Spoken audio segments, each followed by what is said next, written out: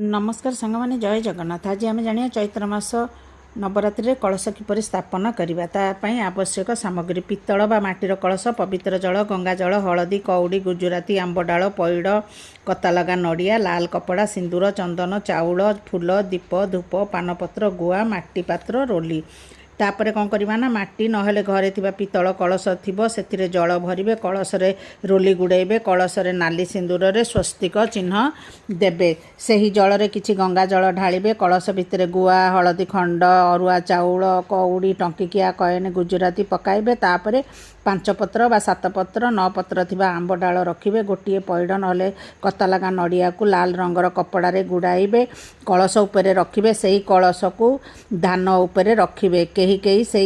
पकाई पात्र मध्य कलश स्थापना करिथांती। एही परि भाबरे कलश स्थापना करिवे कलश रे फूल देबे कलश होची मांकर स्वरूप।